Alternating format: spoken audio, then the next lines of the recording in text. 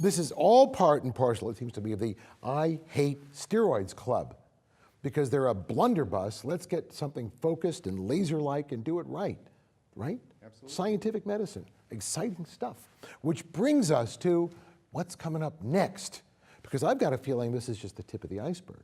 There's more stuff in the pipe. What are the Quest findings with dupilumab? Yeah, so Quest is a phase 2 trial of a newer medication, dupilumab, which blocks IL-4 and IL-13, the alpha receptor of the IL-4. So those are the other two. Right.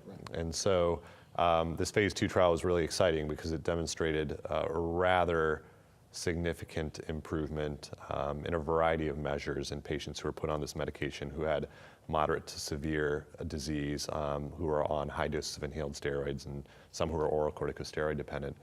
And they demonstrated it improved lung function, especially in those that had the T2 high disease. See, now this is the first time I've heard this fairly definitively. It improved lung function. The others, maybe long-term, we'll take a look, maybe it does, I'll call you later. Here you're telling me it does. Right, and it was interesting, I mean, if you looked at those that had the highest EOs and the highest phenos, the lung function improvement was the greatest. So the sickest got better the most. Exactly, and the most inflammatory got better the most.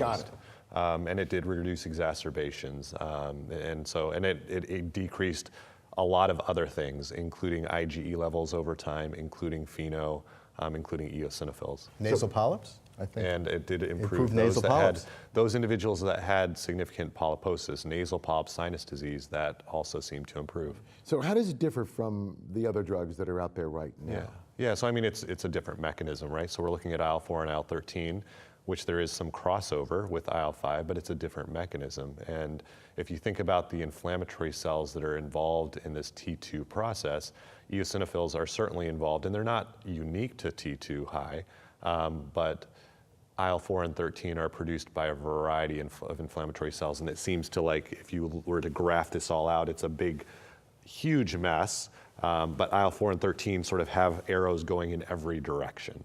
And I think for that reason, you see these kinds of results. We say they're kind of so one step upstream than IL-5. Okay. IL-5 is focusing on the eosinophil. This is going step one back and focusing on more general causing of inflammation. But didn't you guys warn me that fiddling with the immune system has its risks and that we might need IL-4, IL-13?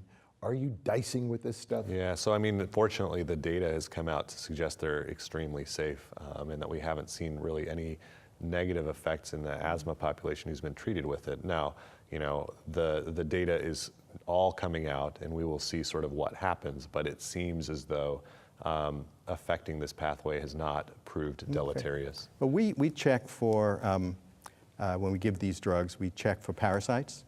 We measure strongyloides antibodies. We have a big population coming from Central and South America. You have a lot of parasites, so we check for that. We don't want to run into a problem with that.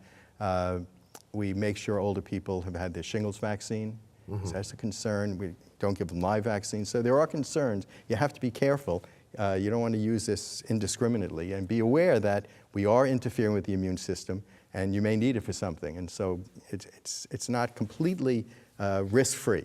You have to be on your guard. How many times have you seen strongyloidiasis? Well, you should mention it. You haven't read one of our more recent papers. No, I have not. So in our population, That's why which is big South American minority population, we have a lot of people that have chronic strongyloides, and some of them get steroids, and it flares all up. I asked because I've seen it, right. and we warned the residents about it. A single dose of ivermectin or something of that will treat it. Exactly, and it's treatable. So you need to identify it. Right, we identify it and we treat it.